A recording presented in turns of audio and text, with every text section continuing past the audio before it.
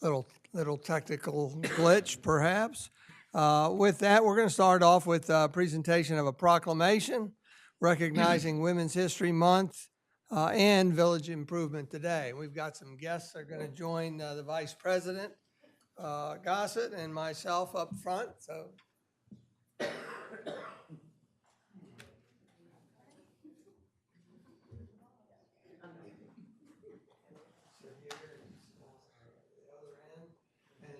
Anybody that wants to come up, get in between us. It's not me, it's these ladies. Hey Kathy, how are you? I'm going to let you all get in between so that I'm on the left side here.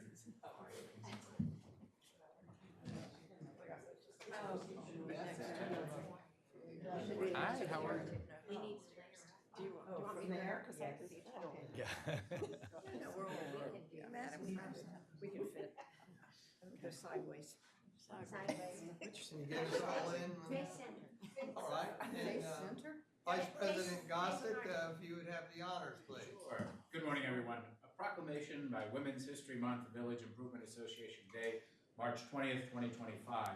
Whereas in honor of Women's History Month, we celebrate all the achievements and contributions women have made. Over the course of history of our nation, women have played a crucial role in advancing social justice, led groundbreaking scientific discoveries, enriched our culture with remarkable works of art and literature, and charted bold directions in our foreign policy. And whereas the Village Improvement Association of Rehoboth Beach, Delaware, VIA, is a women's civic and charitable organization dedicated to community improvement. Since 1909, the VIA has been dedicated to improving the Rehoboth Beach community and enhancing the lives of residents and visitors. And whereas the VIA's many contributions include starting the Rehoboth Beach Public Library, co-founding the Rehoboth Art League, and constructing the Lake Gerard Children's Fishing Pier. And whereas also the VIA provides health-related education, support for homeless adults and children, scholarships, and community beautification efforts, to name just some of their energetic achievements. And now, therefore, as part of Women's History Month, we, Mayor Stan Mills and Board Vice President Patrick Gossett, do hereby proclaim Thursday, March 20th as Village Improvement Association VIA Day in the city of Rehoboth Beach in honor of over 200 VIA volunteer members who make such a positive difference in our community. Proclaim this 10th day of March 2025. All right, congratulations. I'd like to introduce Marty Padilla. Padilla, President of the VIA, and Marty is going to introduce all the members that are up here. The members that are present. Members, yeah, right. Okay. And actually, I'm going to let them introduce themselves because it's really the members that run the organization. So if you would speak up very loud so that we can get it on. And No now, problem. I'm Joe Picorni. Sandra Skidmore. Rosemary Patan. Kathy Osterholm. Kathy Nave, Ann Sebastian. Carol Hall. Jean Broland. Carol Zinser. And the last function that I went to was over at the library where they were announcing and getting out signed copies of their latest book. Could you tell us real quick about the book? And especially Anne was who the chairman did of that, so I'm going to give her credit for the book. And mention who did the foreword. It was wonderful foreword. Our Mr. Mayor did a beautiful forward. Thank you very much, sir. I've read it several times. It's a wonderful little book, and it tells about our 115 years of being in Rehoboth Beach, and the women in the early days, they were tired of getting their long skirts dirty. So they initiated sidewalks. At first they were shells, but on it came and worked to get lighting and did so many things that we're still surprised about.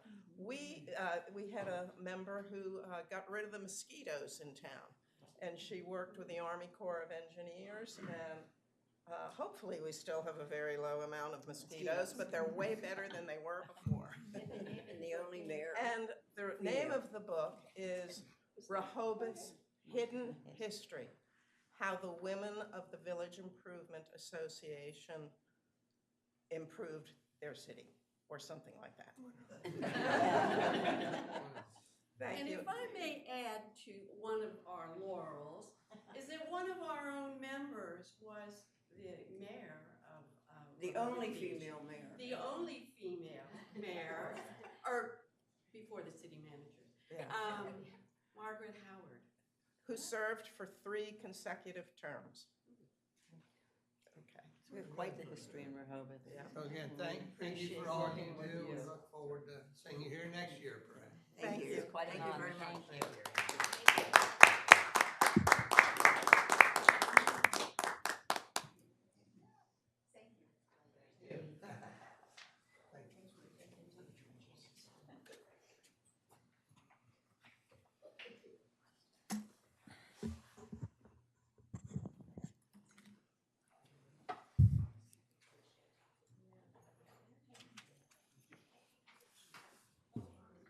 Thank you, Patrick. Certainly.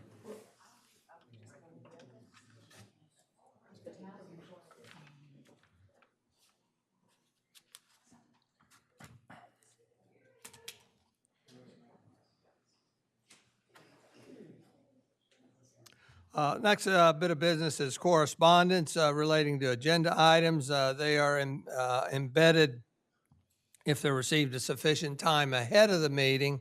We did receive something from Dr. Trejos that we can read during the parking topic. In the meantime, I'd like to thank everybody that's watching virtually. I'd also like to thank everybody that's here in person. Input opportunities are welcome per the rules at the back of the agenda.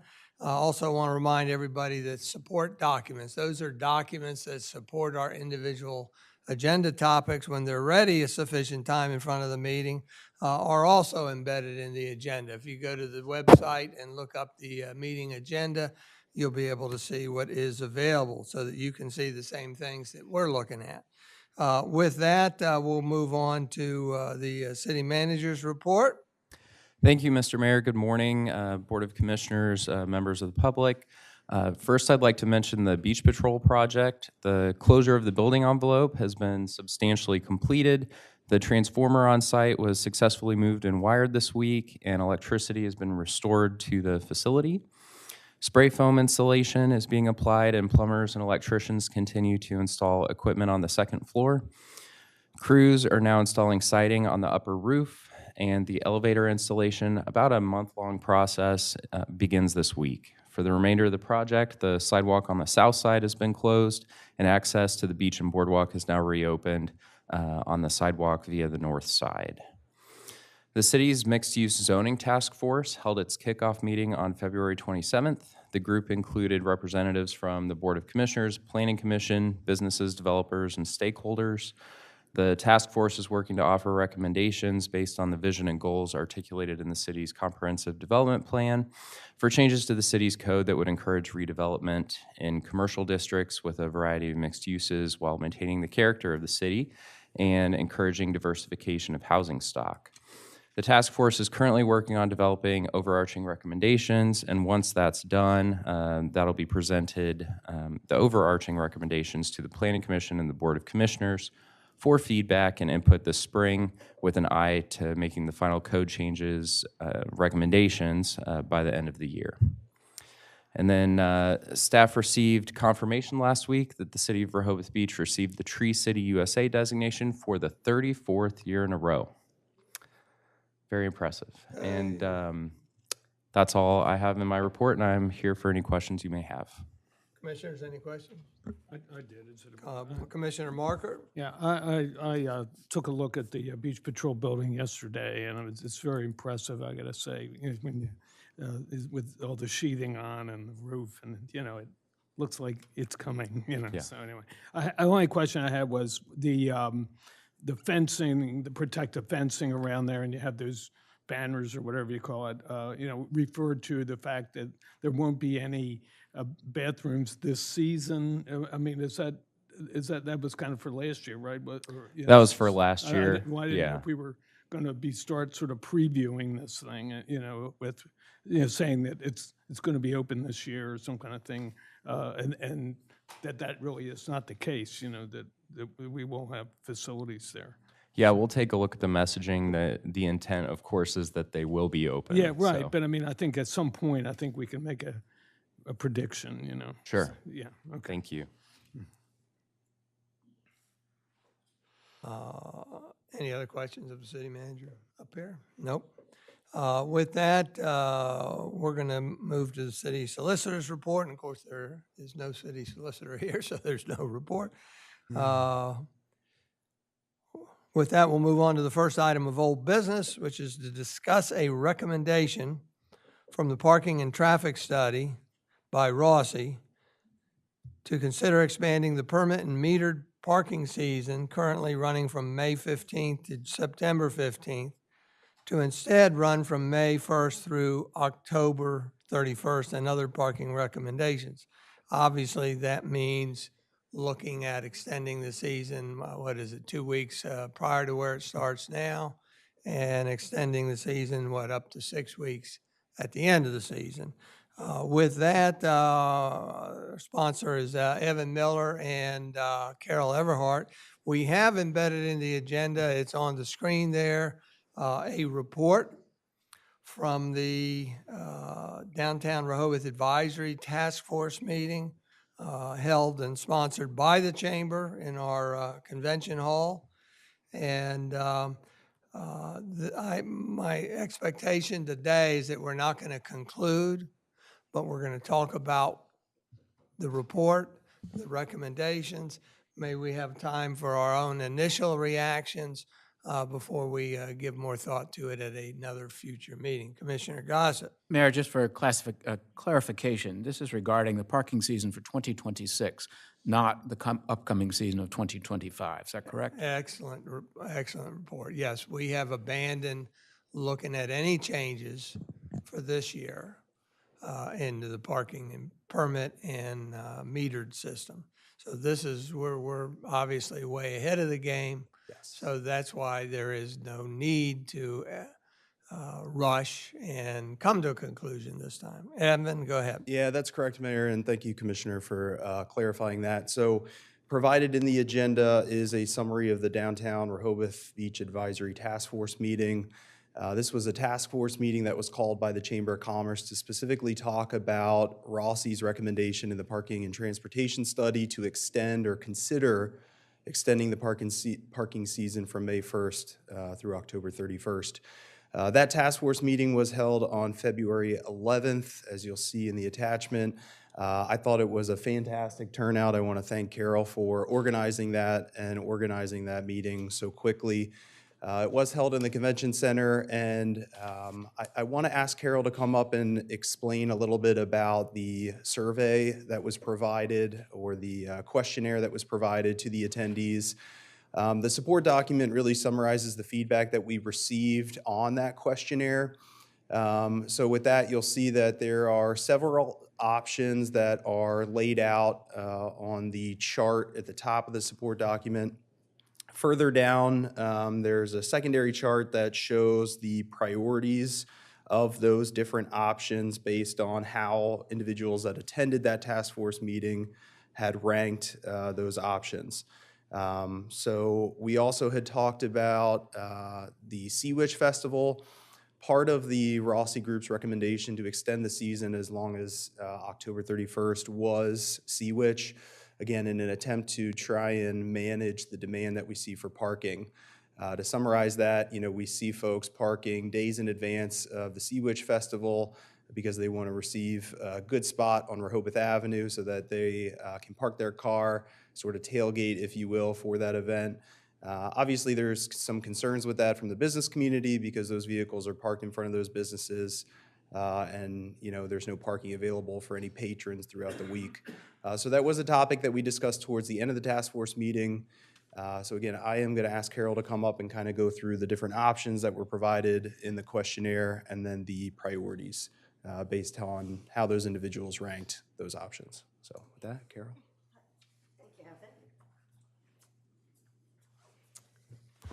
Thank you so much for this opportunity, and thank the mayor and commissioners, Evan, city manager, for providing the space and assisting in this. This was a big question, and I just want to explain to you the way this was held.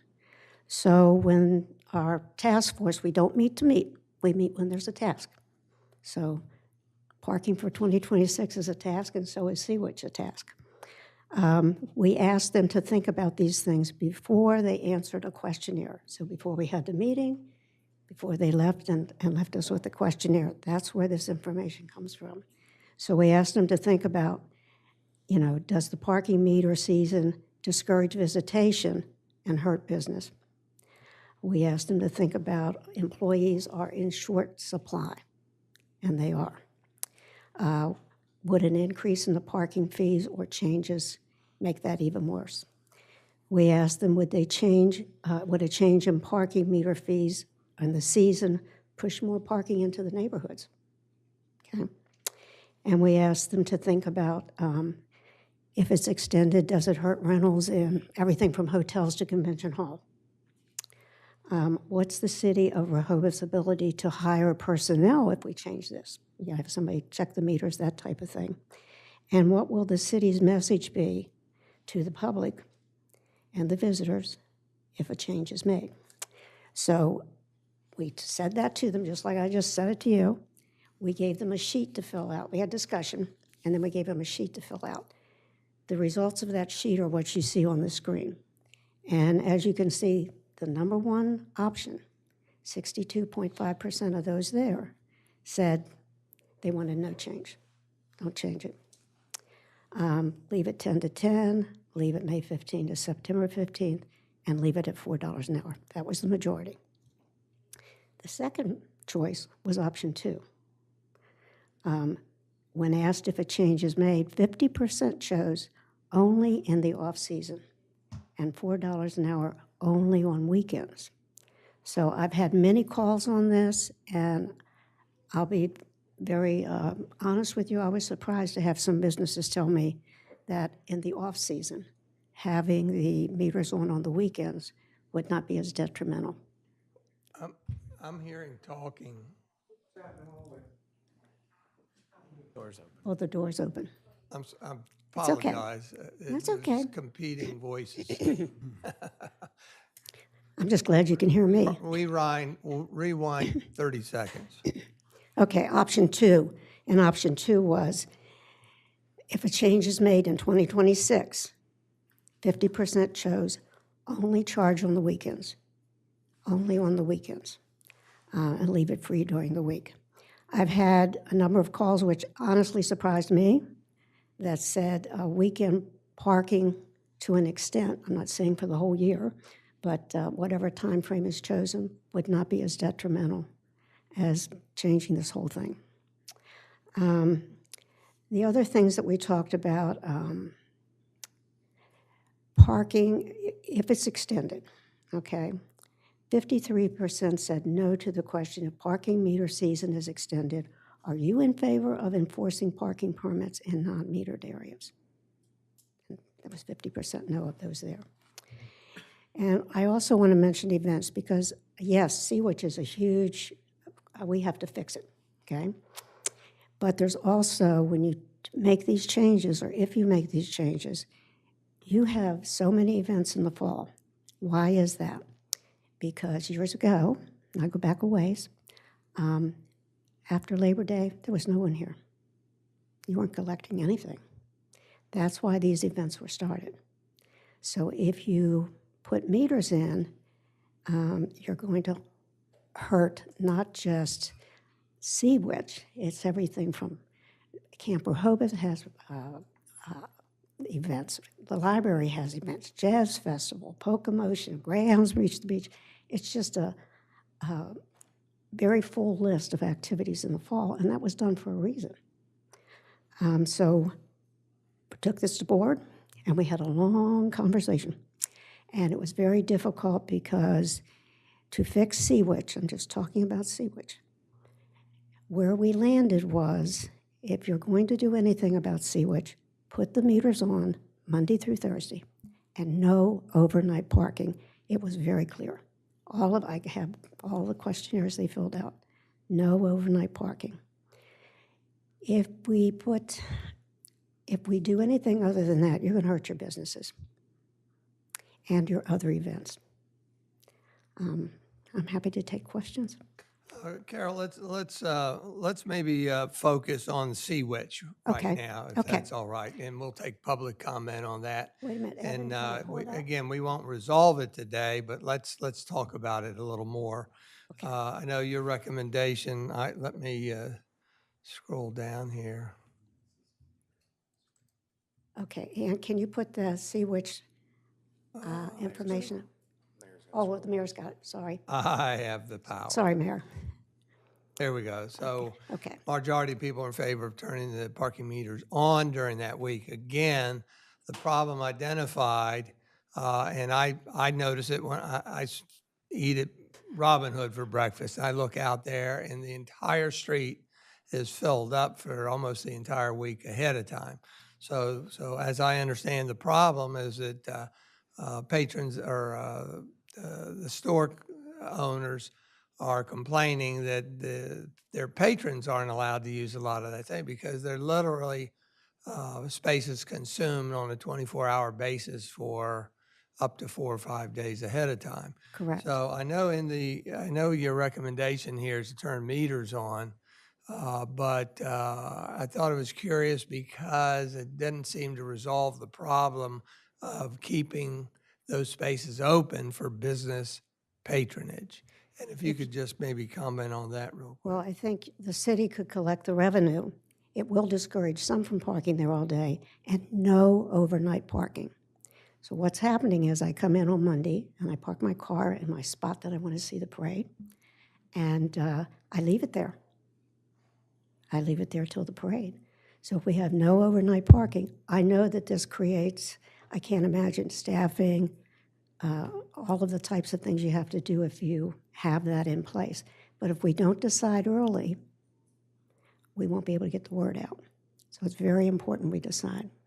Well, to me, that's a very important addendum, no parking overnight, because this doesn't say that, and that's a whole different dynamic there.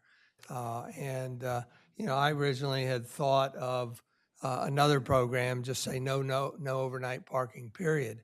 But we've got to be mindful that you all put out the barricades, and at some point, you have to if you're going to let cars park there, you have to let them in and then have a deadline to no more movement. Yes, we thought that through. If they're parked there on Friday, that's not going to do near the amount of damage as it does if they're parked there Monday through Thursday.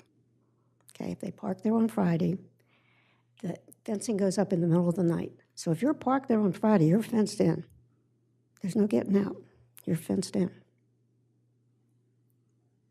We have a letter from Dr. Trejos that I like to read when we get back to the parking meter, parking permit section. But if it's all right by the commissioners, I'd like to go to the public first, and then we can respond afterwards. Is that all right? Mhm.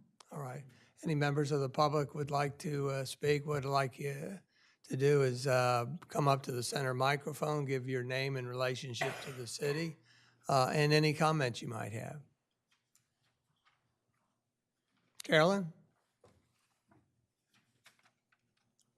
Now, right now, we're focusing on Sea Witch. Sea Witch. Got it. Carolyn Diefendorfer, city resident. I like the idea of no overnight parking during that week because Carol's right. And residents do this too. They park their cars on Monday. They don't move them until after the parade on Saturday. And people coming in can't get there. People that might have handicap family members don't have an opportunity. I think that would be a great idea. The other thing, and I'm not sure if you mentioned it, somebody has mentioned to me selling almost like tailgating rights to different spots. But the challenge would be is when if you do that to earn revenue is when you let people get to those spots, because the fencing is up by Friday, right? It goes up in the middle of the night Friday. Yeah, so they would have to be able, if they, quote, bought a spot, they'd have to be able to come in. But I do like the idea of assuming the city needs money, having the parking meters back on that week, because there are a lot of people that come in, but not allowing overnight parking, I would be supportive of that. Thank you. If you don't mind, I'd like to interject because I'm giving more thought to no overnight parking. If you enact no overnight parking, why do you need to feed the meters during the day? Because the whole point of it is to get turnover. And if they can't park overnight, then why would they want to park there for 8 hours and pay the meter if they have to leave again? So again, this is a think tank, so. It would just discourage them thinking they can sit there. We just need to make a decision early. But I will say that the daytime, we were told that the city could use that funds for that week. And to Carol's point, we had tried years ago to sell those spots. We offered to sell them and make sure that the business got a portion of that and that the city got the rest. So just keep that in mind. That is on the table. After a lot of discussion, and believe me, there's been a lot of discussion, we felt this was worth a try. This is the best thing to see if it works. Will it work? Monday through Thursday, your meters are on, you get the money. Mayor? No overnight. Commissioner Saunders? Isn't there another alternative, an easy alternative, and just have no parking Saturday, the day of Sea Witch, period? And I think I happened to be at your meeting. I happened to be sitting with the police chief, and he was kind of excited about that because he's concerned, and I don't want to speak for Chief Banks, he's not here, but we don't know what's in those trucks. We don't know how long those, we don't know what's going on with them. Simply saying that you have to be gone by 4 o'clock on Friday and you can go back Sunday morning seems like an easy way not to have to bring in staff, not to worry about putting meter heads on, and et cetera, et cetera. Is that a possibility that would work, do you think? Well, we talked about that. Here's a big part of the issue. How are the people getting in? What are you using as a staging area? How are you transporting them into town? And some of the police had big concerns over that. How would we do that? I guess I'm not sure. I'm sorry, Mayor. Mayor, if I could, please. Commissioner Thier? Thank you. I guess I'm not sure I'm following your answer, right? Because I think what Commissioner Saunders was saying was just no parking on Rehoboth Avenue, right? I mean, so we'd still get them into town on Saturday. We could still get them into town. They'd have to park elsewhere. And where are they parking and how are we getting them in? That's exactly where we ended. Okay, so we can still get them in. They just can't park on Rehoboth Avenue. So maybe I'm missing. Maybe How are you getting in? Well, Rehoboth Avenue is closed. Okay, so I'm coming to the parade, and where am I parking my car, and how am I getting into town?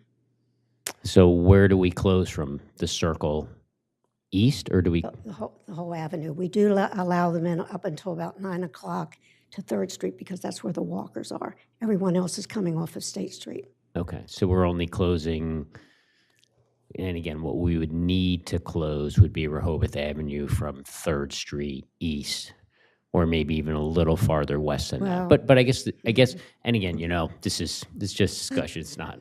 I'm not trying to challenge you. I'm just trying to understand how would they get into town, right? Because what I can envision is as long as the Circle's open, right? Let's say we close Correct. from the Circle.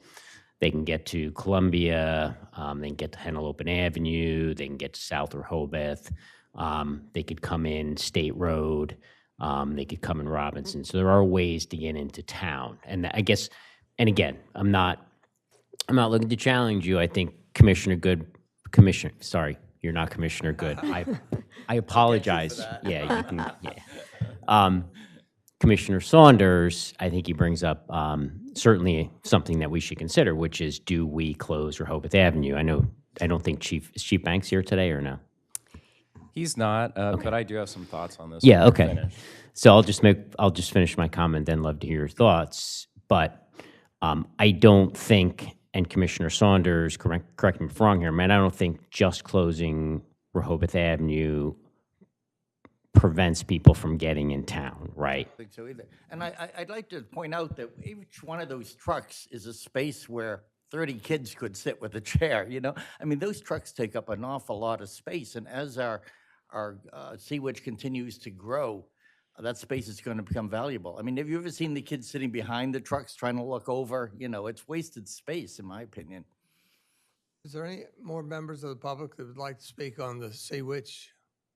If not, go ahead. Sure. So I think right now we're talking more about kind of a paradigm shift of, do you want people essentially tailgating on Rehoboth Avenue? Because those cars are there way in advance of the parade. So ultimately they're getting to the parade some other way, whether they are walking if they live in town or parking elsewhere. You know, it has been brought up in the past about the safety factor of, you know, you don't know what's in those cars, but ultimately, I think there hasn't been a problem. So what I've heard is it wouldn't be an issue to continue the way it's been. But, you know, it's just another factor. We do have the barricades and lots of security on top of the buildings and other places, so. Evan, how many parking spaces are along Rehoboth Avenue? Based on the parking inventory report that we had done, about 800 parking spaces. About That 800, includes so median and north and south side adjacent to the sidewalk. So that's that part of the formula also. If we prohibit parking, that's another 800 cars that are displaced off the avenue. Any other I'm sorry. commissioners? Yeah, Mayor, if I could please. Do Commissioner we, Thayer? for Sea-Witch, do we allow parking in the median during Sea-Witch? There's some parts of it, at Friday night, there's signs up by Del Dot, no parking in the median. Okay. Okay. So just my point would be it's something less than 800 spots. So, thank you. Anything further? Mayor? Oh, One more question. Commissioner Saunders. I was at the meeting with Carol, and Carol, you made a statement having to do with why venues close, if you remember your statement. Would you share that with the other commissioners? Because I think that was extremely wise. Why venues close, you mean? Why things like Sea-Witch don't succeed in the long run. Oh, they get too big for their area. Exactly. They get too big for this. So if we have to fix it, you have to fix it. I can tell you, your conversation sounds just like my board. It's a tough one. And we have to try, in our opinion, we have to try something. If you want to save the festival, it's won so many awards, it's nationally known. So if you want to save it and help your community, it's lots of recognition. You couldn't pay for this marketing. We have to find a solution, and what we came down on, let's try. You know, these during the week, Monday through Thursday. Friday, they're in, and that's it. Commissioner Gossip? Thank you. Maybe I haven't had enough coffee yet this morning, but Me either. the problem we're trying to solve is that the businesses are not liking the fact that there is parking in front of their businesses for the week. Correct. However, the whole reason for Sea-Witch is to stimulate business coming to town. Correct.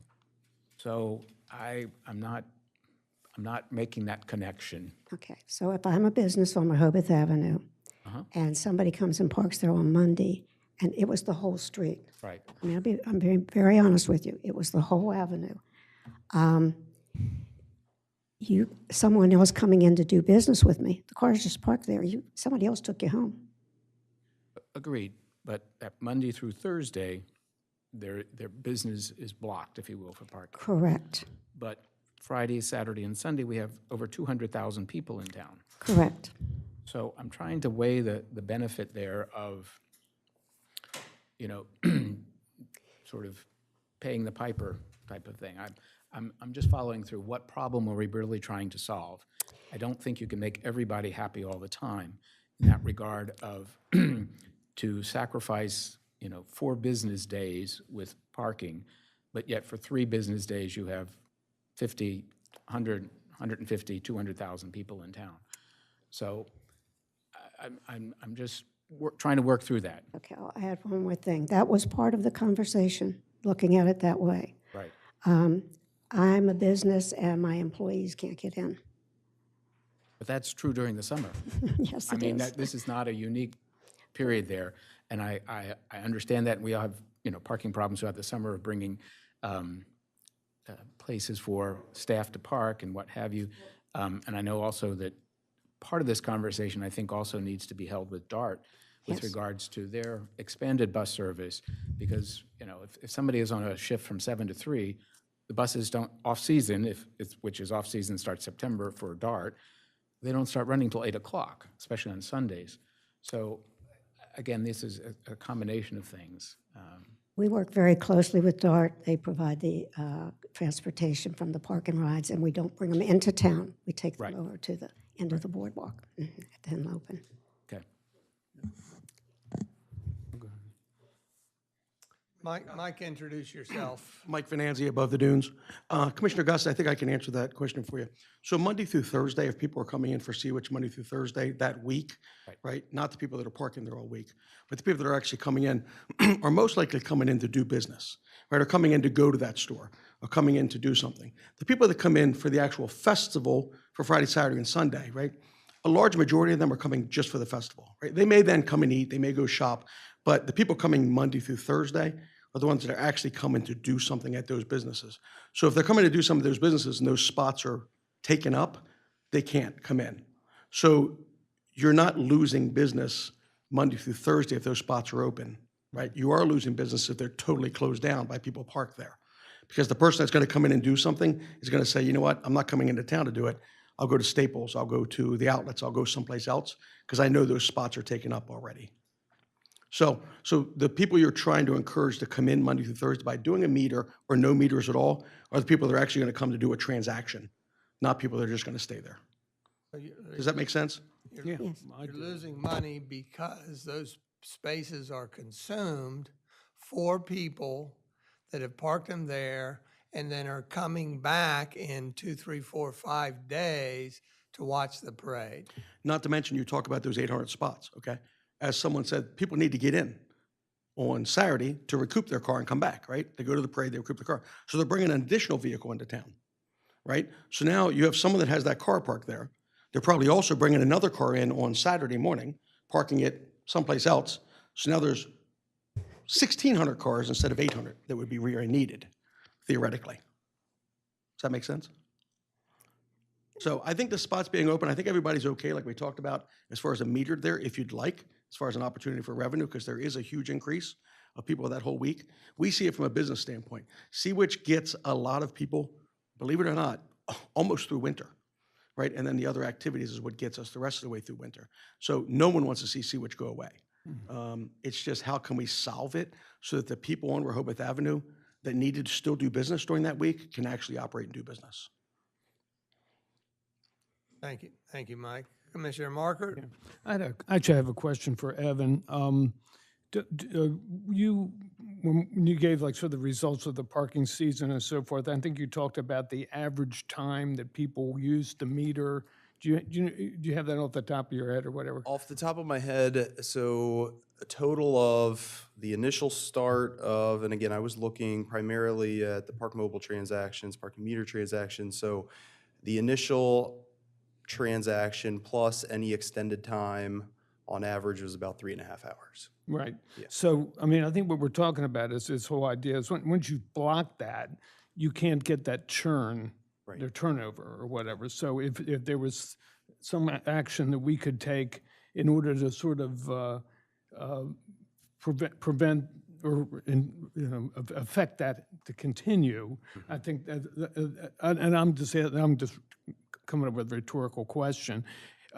If you could make it so that you can only add so much time. I mean, I'm just saying, can we program it so you can only get like one shot in an additional hour? So that way you just can't block it there the whole time. Or if somebody wants to be really ingenious, they got to move the car and go somewhere else or something like that, But I think that's really the idea is because you're really trying to, it's sort of the same problem with the beach and people parking there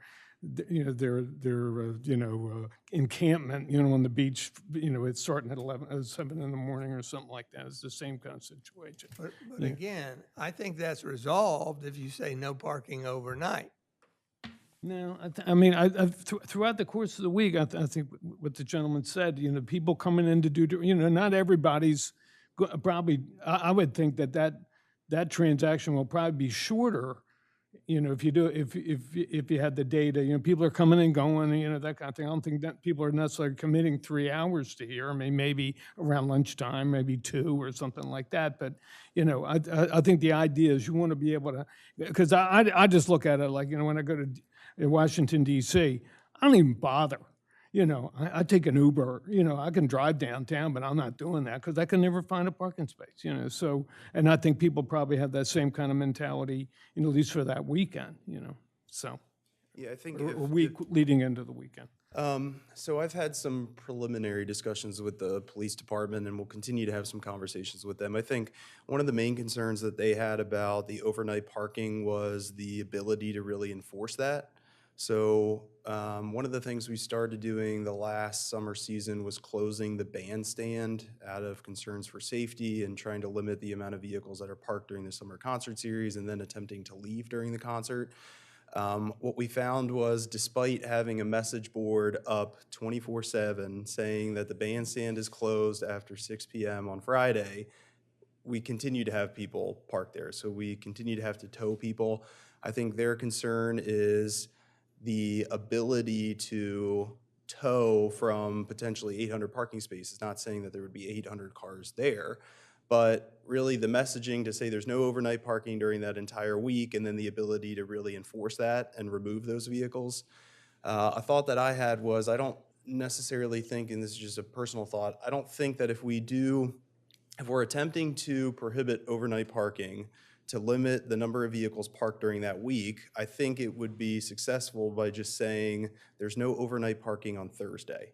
Because I don't think folks would park there Monday, Tuesday, Wednesday if they know that Thursday they're going to have to be out of there anyway. So that would eliminate it, really just the enforcement of no overnight parking to the Thursday evening. If there is a desire to allow parking on Friday, that folks could come in on Friday, get their spot, and then barriers would go up, early in the morning on Saturday. To Carolyn's point, I think another concern that we had was if we were to sell permits, or if we were to limit the overnight parking, eventually we will have an influx of folks who are coming in for a sort of load-in for the event. So that could potentially lead to some traffic concerns. Again, if we say there's no overnight parking, but that expires at 6 a.m., we will probably have a rush of folks coming in at 6:01 to start to park. So that was one, thought that we had. But I think, again, just going back to the overnight parking, I think, we could be successful if it is just one night, because, again, I don't think you'll have the folks park there Monday, Tuesday, Wednesday if they know they have to be out Thursday evening. So just some initial, feedback for consideration. Anybody else? Carol, go ahead. I just want to make sure, so what you're saying, Evan, is the only night that there's no overnight parking is Thursday night? Because it's not going to help them to park Monday, Tuesday, Wednesday, because they got to be out of there. Sounds like a trial. Well, this, again, we're not going to come to a conclusion today, but this has been a very good session. I appreciate your everybody's input.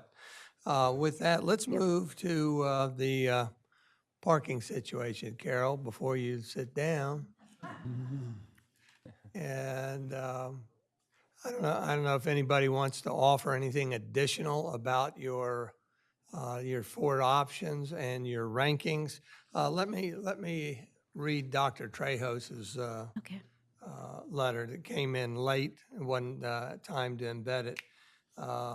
If you recall, his son came to your Downtown Advisory Task Force he and did. spoke up. But this is the doctor himself. Dear Mayor and Commissioners, since our last discussion regarding the permit and metered parking and the Chamber of Commerce's Advisory Task Force meeting to discuss parking on February 11th, I have spoken once again with my tenants and other Rehoboth business owners to get their thoughts on the proposal. The overwhelming feedback I received from the businesses over the past 4 weeks is that they do not want any expansion of the permit and metered parking season. While a few business owners had previously told me that they would potentially be open to the idea of a very minimal shoulder season weekend parking fee in exchange for a reduced summer weekday fee, those business owners have since reconsidered and are now firmly opposed to any expansion of the permit and metered parking season. With that being said, the businesses would like to see greater customization of the Park Mobile app to increase utilization of the paid parking spaces on the side streets on weekends during the summer season. For example, the Park Mobile app could be adjusted so that Rehoboth Avenue remained $4 an hour, but side streets could be made $2 an hour on summer weekdays to encourage more drivers to park in those spaces. This pricing strategy would optimize the overall parking utilization and increase parking revenues generated on summer weekdays for the city. I wanted to pass this information along as I believe it will provide useful insights that will inform your discussion. So it's a little different perspective. For me, as I look at those, I've say this over and over again, is why are we looking at this? Yeah, is it just to increase more revenue? And if it is, then what are the revenues being targeted for? Now, granted, I think every year it would be safe to say that we need more money for maintenance of the beach and maintenance of the restrooms, facilities, and upgrading parking equipment and et cetera. So I think it can be justified. I'm just always more comfortable if we pinpoint what the money is needed for. We'll go to anybody, members of the public or commissioners. Sure, Mayor, if I could. Thayer? Yeah, so as far as, I think since we're going through the budget cycle right now, and we'll talk again about the budget this afternoon, and then we've got at least one more meeting on the budget. As the budget is showing, we don't need the money. So I don't see as a valid reason we're going to extend the season to generate more revenue that we don't currently need. Okay? Let me just interject. Remember, we're not contemplating any changes this year. Understand, right? But even if you look at the 27 projection, which is coming in right now about balanced, probably don't need the revenues for next year either. Okay? What I would like to see happen, and Mr. Tatter and Evan and I have talked about this at length, is I want to see us do analysis around how the revenues are generated within the current season, okay? We've talked about surge pricing. We've talked about, different pricing based on zones.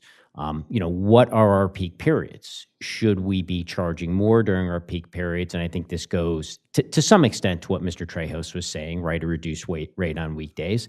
Should we be charging more when we know people are showing up here, particularly those people are showing up to use the beach, right? Those are the ones that are using the lifeguards and the boardwalk and the restrooms, right? That's where a lot of our costs from. Should we be looking at increasing our parking rates during those times when we're really busy, kind of back to this whole concept of surge pricing, and then maybe it's reduced during weekdays or other periods when it's not quite as busy. So I want to do the analysis to really understand, okay, of the X millions of dollars we collect in revenue, when do we get that revenue, right? Which zones are contributing to that revenue? What days of week are contributing to that revenue? And then probably in the zones where we get most of the revenue, maybe even down to times of day when we're getting that revenue. I think Mr. Trejos brings up another really good recommendation, which you've all talked about, which is how can we leverage Park Mobile to help people understand where they can park when it's really busy in town, right? Where are the empty spots? We do have a lot of people that drive around the town looking for spots. If we could help them find a spot, it would hopefully reduce some of the question. But to me, again, I said initially, one of the first things I said is we don't need the revenue. But one of the reasons why I want to go through this exercise is so that whether it's next year or the year after, and we do need additional revenue, what is the most efficient and effective way of getting that revenue? Which may not just be we go from $4 an hour to $5 an hour. There may be better approaches to getting additional revenue for the city. Right now, and again, we're talking about 26 for extended parking season. So, it's not something I support because we don't need the revenue. But right, that may change, but I want to make sure we understand all of the options to efficiently and effectively generate additional revenue. So, and we've got that data. So, can we go back to Seawitch? And I apologize for going back to Seawitch if we could. I'd just like an ask. So, I think I'd like to see us make a decision on this sooner rather than later, but I think one of the things, like Chief Banks is not here today, maybe at the workshop meeting next month, we can have Chief Banks come in, talk about the suggestion that Commissioner Saunders made about closing down Rehoboth Avenue, hear more about that option, and then maybe at the regular meeting in April, we can have make some sort of decision on what we're going to do for this year. I do like what Evan proposed with, just no overnight parking on Thursday. But again, I think we can hear some things from Chief Banks. I think he brings up a really good thought on enforcement, right? How does it get enforced? But again, we could hear that from Chief Banks. But I'd like to ask that maybe April workshop, have Chief Banks talk a little bit about closing Rehoboth Avenue and kind of his thoughts, if we could, please. Thank you. Thank you. Anybody else up here? Again, we're not going to come to conclusion today, obviously, but this is a good process. Commissioner Saunders? Just one, as we spoke of when we discussed the 25 parking season, the same thing is going to be true of 26, as far as having a huge number of construction projects going on during that parking season. And I think that our businesses are going to be somewhat burdened by the noise, by the dust, by all of the worker parking. So I just hate to see us impose any additional problems on them during all this construction that's going on. So I just ask that we keep that in mind also. All right, thank you. Thank you. Any members of the public? Yes. Go ahead. State your name and relationship to the city, please. Yes, my name's Alicia Keller. I live on 3 Queen Street. Just a couple things. I do think the idea for Thursday night no parking is great. I think that would eliminate worrying about Monday through Thursday for the business owners. I like the idea of not increasing parking fees when we don't need it right now, but definitely there's a plan. I think we need to worry about the impression we give to the people who are coming into the city. I mean, if you look on Facebook, if you look at people, complaining about I'm not even going to go in the city anymore, and that's going to hurt our business owners if the parking keeps going up and up and up, and if we can't find other ways to increase our revenue for our other needs. I will say one of the things that I always think is a good idea is talking about having like pet permits or different things like you're talking about. So I know I'd be happy to pay for a permit on a couple hours a day to be able to take my pet onto the beach. I know a lot of other people would too. And then the other thing I want to just say briefly is, so I live on one of 2 streets, I think, that during the parking permitting season, you cannot park between 12 a.m. and 6 p.m. So we bought the house and built the house, whatever, and we live there, we deal with it, we're like, whatever, during the summer it's fine.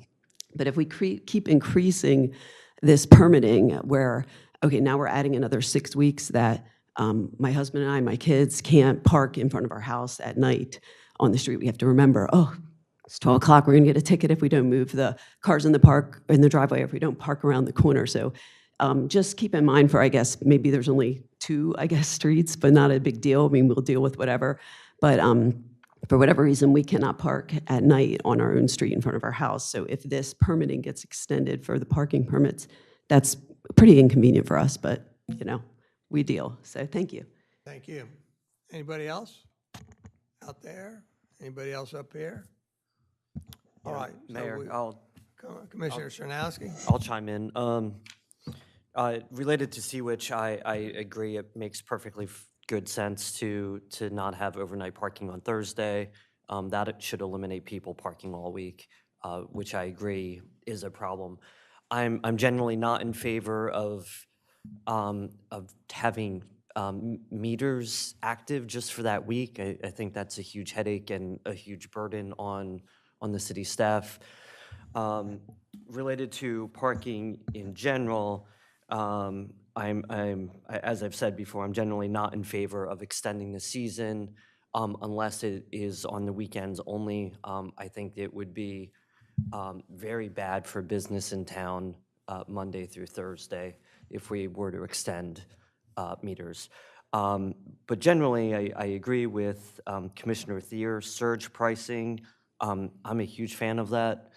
Better use of technology to inform people where open parking spots are. We have zones. We know how many parking spots are in a zone and how many cars are currently parked. I mean, that's a very easy use of technology. But in terms of, I will disagree with sort of not this notion that, well, we don't need money, because I think we very much probably do need money. And I am very, very concerned that we've almost been blind to the fact that beach replenishment costs a lot of money and we've never had to pay for it. And I'm very, very concerned that we are now going to be put in a position where the federal government or the state isn't going to either be willing to or have the resources to cover that cost. And I think we need to start planning for that now. So those are my thoughts on. Thank on you, that. Commissioner. In reference to beach nourishment and the state desiring a new cost share formula, I will have a future agenda topic specifically on that so that you can clarify what all that means. Are you willing to stick your neck out on option 3 and 4? You mentioned if you were to extend the shoulder season, it would be weekends only. Well, option 3 says extend the weekends only for $2 an hour, only on weekends, and the other one's $4 an hour. Do you want to say which one you prefer, or hold it off till for future discussion? Are you asking me? Yeah. I would say I'd be inclined at the lower rate if our technology allows for that to be done easily. And does our technology allow that, Evan or Taylor? Ultimately, we can, the technology is very versatile, so we can really do any scheme that you would like, and even turning the meters on for X period of time, or it's very easy. Yeah. Thank you. Thank you. Sorry to put you on the spot. Is there anything else?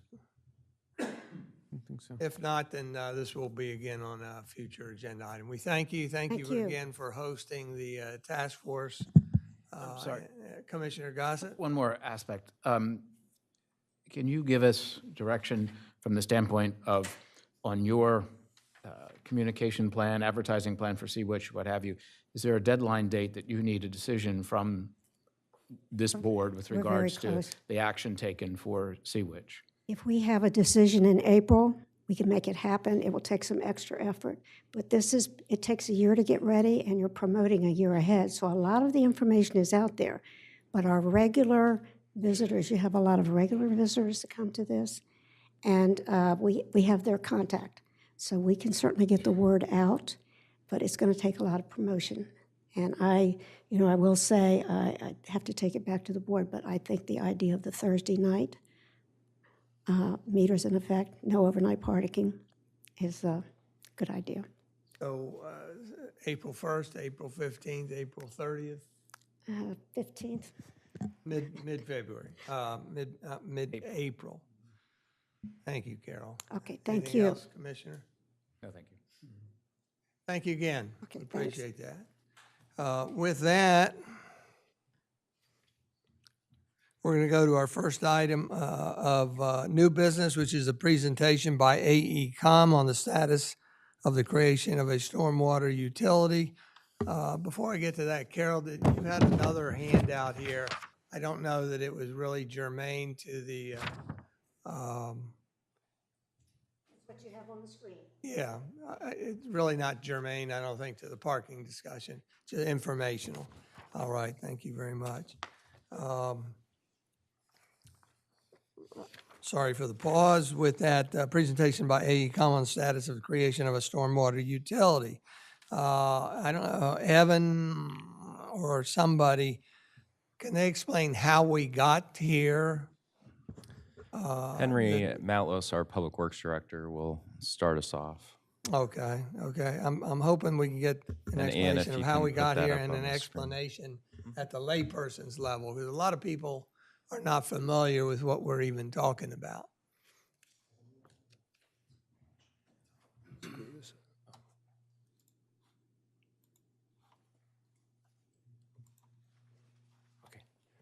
Morning, all.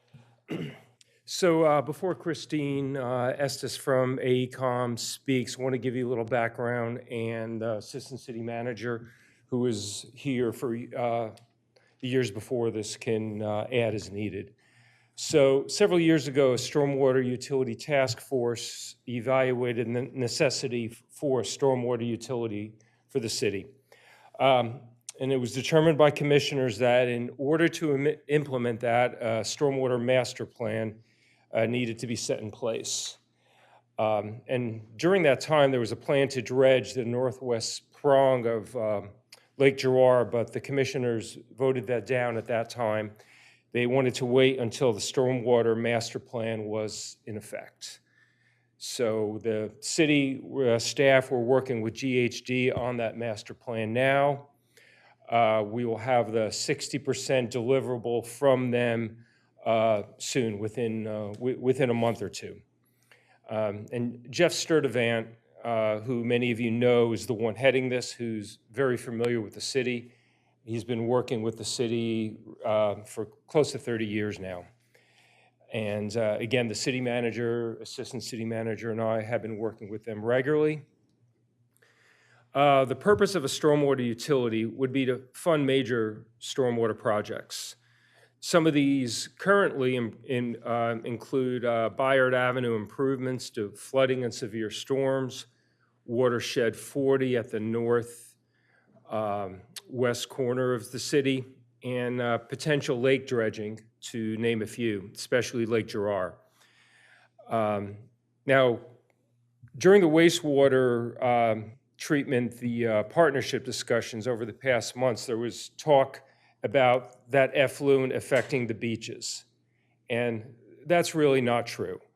Mayor Cooper said at several meetings ago that, and I'm very much paraphrasing, that stormwater is what affects beach closures and beach advisories more than anything, and that's a proven fact. Potential projects with stormwater quality could also be funded with the money from a stormwater utility. Now, we have AECOM budgeted in 2026, fiscal year 2026, to finish this and to get the stormwater utility implemented. The total price was $175,000. And I do want to note, we do have a $50,000 matching grant that, frankly, Bob Palmer from Beacon Engineering helped me immensely with that to help get that approved. And it's from DENREC. And we haven't paid $50,000 yet to AECOM. So once that milestone is reached, we'll start the paperwork and receive that money from DENREC. So, anything else?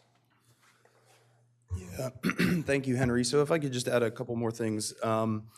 We started or really became interested in the stormwater utility feasibility study, which was the first phase, out of maybe not threats, but concerns that the Environmental Protection Agency, EPA, was looking to designate more communities as MS4 communities. For those who don't know, MS4 essentially stands for Municipal Separate Storm Sewer System, hence the 4, there's 4 S's. And under that program, any community that's designated by the EPA as an MS4 community has obligations, requirements to monitor, test, perform improvements towards their stormwater system. Any MS4 communities does operate under National Pollutant Discharge Elimination, so the NPDES permit system. So back, I want to say it was the 2020 census, we were hearing rumors, I think it was through DENREC at the time, that the EPA was considering designating the communities in this area, the coast of southern Delaware, as MS4 communities. That never did end up coming to fruition, but it certainly could be a possibility in the future. So again, the intent here was to try and put in place a funding mechanism to fund not only the improvements that we need to make and need to continue to perform on the stormwater system, but the additional costs that come with operating as an MS4 community. Again, there's a lot of permitting requirements, testing requirements, obligations to come into compliance. So that was really, the intent with looking at a feasibility study in order to fund those improvements.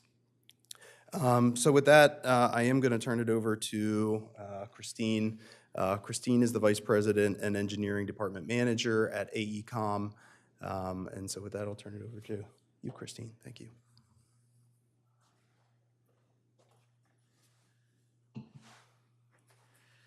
Good morning. I'm Christine Estes from AECOM. Thank you, Henry and Commissioners, for inviting me today. I'm willing to take any questions you have on the Stormwater Utility. I have prepared a few slides just as a summary for those that are not familiar with the Stormwater Utility yet. So I'll go over those first, but please feel free to interrupt me with any questions you have. Let's see. There we go. So I want to just cover the background on the stormwater feasibility study. Henry gave a sort of a background of the importance and why this was looked into by the city in the first place.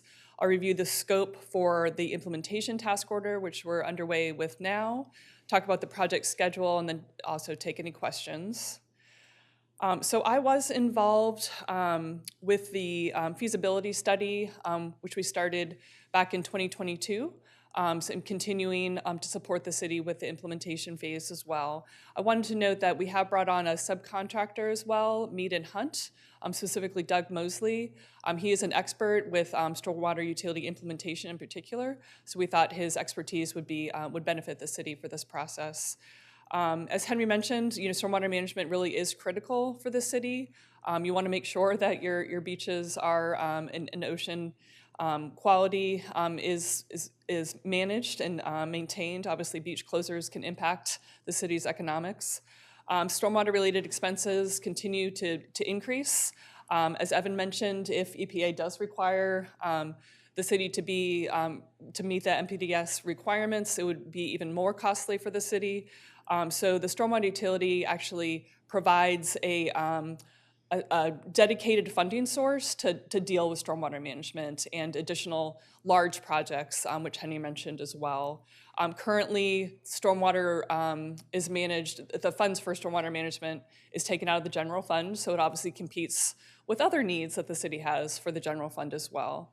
Stormwater utilities have been used throughout the country as a way to have a dedicated funding source to deal with stormwater management. So we started the feasibility study in early 2022. The city task force was established to get input on the development of and ideas for the stormwater utility.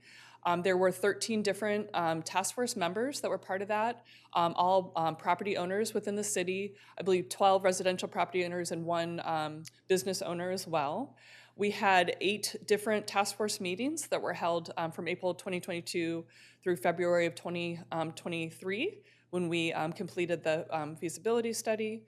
And then we are now in the implementation phase as well. Yes. Christine, let me pause a minute. I'd like to recognize the members that were on that stormwater utility. Bob Suppies, Bruce Williams. Bruce Williams, I think, was from Tacoma Park. Does anybody recall? Former mayor. Former mayor of Tacoma Park, so he has familiarity with stormwater utilities. Elise Burns, Eric Seward, Frank Cooper, Jan Conacy, Janice Miller. I think she was also from Fairfax, Virginia, and also had familiarity with stormwater utilities. So Joseph Vecchio, Leticia Gomez, Mary Peck, Susan Stewart, Suzanne Good, Thomas Chelders, and the chair of that was Jay Legree. Thank you for letting me identify them. Thank you for recognizing them. So there are a lot of details that are available in the Stormwater Utility Feasibility Report. I just wanted to give you a summary. You can certainly look for more details in that report, but we do lay out the Stormwater Utility Framework and basically legality of setting up a stormwater utility. We talked about the evaluation process and the task force meetings that we had. We do have a section on the current and anticipated expenditures. We talk about how we developed and estimated the impervious area throughout the city, talked about revenue methodology, rate structures, potential exemptions, other considerations during the implementation phase that we're in now, and then provided conclusions and recommendations.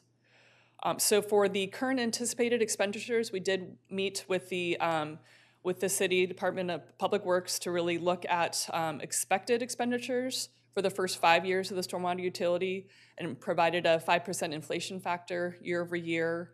We looked at program administration, planning and engineering, operation and maintenance of the stormwater program, as well as capital improvement projects. As Henry mentioned, that stormwater management plan may identify larger projects that you might want to fund through the stormwater utility. So it is important to have that plan in place and know what those cities' expenditures might be.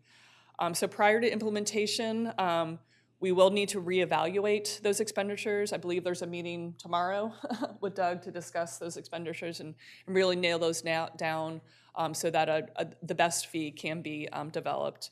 We did recommend, though, to perform an annual evaluation of those expenditures and adjust fees. That we'll be setting up a process to change those fees over time if not enough revenue is generated or maybe too much revenue is being generated from the fee. So we did do an analysis of the impervious area throughout the city. About 39% of the city is roads, and 39% is single-family residential, with 21% being non-residential. We did look at some data discrepancies. So one of the first tasks for the implementation task order was actually to dig into that impervious data a little bit better and refine it and improve it. So Mead and Hunt has completed that task now to improve that impervious surface data. How was that accomplished? So they used the latest aerial imagery. They did look at the data that was available. I believe the University of Delaware had developed some data that we had used initially for the feasibility study. They re-looked at that with the latest aerial imagery that's available. And were able to develop new impervious surface. They were looking at trying to make things consistent as well. So with the original data that we were looking at for the feasibility study, we noticed that some swimming pools were included as impervious surface and others weren't. So we wanted to make sure that that was all cleaned up so that things were consistent moving forward with the implementation. The approximate date range of that study? For the most recent data that you received. Well, I'm not sure the aerial imagery. I believe it was from 2024 that they used, but they just completed this last month, the cleanup of the impervious surface data. Thank you. And then for the revenue methodology, it describes really using the impervious surface as the basis for setting rates. So if you think about it, the more impervious surface a property has, the more stormwater is going to run off. So the people that have more, property owners that have more impervious surface should be paying higher rates because they're causing more of the stormwater runoff. So that's really setting the basis for using that as the fee generation based on impervious surface. So we do recommend to categorize light properties together and that set ranges of impervious surface area. to be equitable and also be more administrative for easier to actually charge people for those fees. So we also recommend that the stormwater utility should be funded through new revenue source. And then getting into rate structures, there are different ways you can set the rate within the stormwater utility. Many communities use an ERU, an equivalent residential unit. That's basically based on the size, the amount of pervious surface for a typical single-family residential unit. In the city of Rehoboth, that's about 3,000 square feet for a typical single-family residential home. Another method is using stormwater billing units, and that was recommended by the task force. So you can have smaller increments, such as 500 square feet, which ended up being recommended, so that it basically allows you to charge residential and commercial the same way based on that billing unit, just about how many billing units they have. So for a 3,000 square foot impervious surface property, they would be charged 6 billing units if the billing unit is set at 500 square feet. So some other benefits of using the billing unit is that it's not really based on that median value like the ERU is, the equivalent residential unit. It allows you to set the impervious surface area on a smaller unit. There's no need to set the residential tiers to have a different range of fees. Allows for setting the billing unit at a smaller increment. It is being used more widely for stormwater utilities throughout the country because the impervious surface data has improved quite a bit. So each property, residential and non-residential, is charged a fee based on how many billing units their property contains. So the task force did recommend to set a 500 square foot billing unit. So we did look at, as part of the feasibility study, we looked at what some preliminary rates might be. We looked at different scenarios. I'm going to show you 2 different scenarios here. The first one is when we were considering all potential costs for stormwater management, including those larger capital projects that you might want to fund through the fee. These were some of the initial rates. So at a billing unit rate of $71, a typical residential property would be charged annually about $423. Obviously, these fees would be reduced if you're only looking at covering operation and maintenance fees, not looking at those larger capital projects. That reduces down to about $225 annually. So you can consider, and that's going to be part of this implementation phase, what the fee is going to cover, and obviously look at an acceptable fee amount as well for properties. The task force did look at exemptions. So some of those exemptions they did agree on were federal properties, state and city rights-of-way, and DEL-DOT roads. Most communities, I believe it's more than 80% throughout the country, do not charge roads for the stormwater utility. So they did recommend, though, to include residential and commercial properties, city properties, Rehoboth Elementary School, which is one of the larger impervious surface properties within the city, as well as tax-exempt properties such as religious organizations. So tax-exempt properties still have quite a bit of impervious surface and contribute to the stormwater runoff, so they felt that it was fair to be charging them the fee as well. So in conclusion, the recommendations voted on by the task force were to implement a stormwater utility and use billing units to set those rates based on impervious surface area. So as part of the implementation process now that we're in, will include resolving those data issues, developing details on the credit program, establishing an appeal process if someone doesn't feel that their impervious surface calculated for their property is correct. There should be an appeal process that they can try to get that changed. Determine the billing mechanism, develop a stormwater utility ordinance, and then develop a public and outreach engagement plan.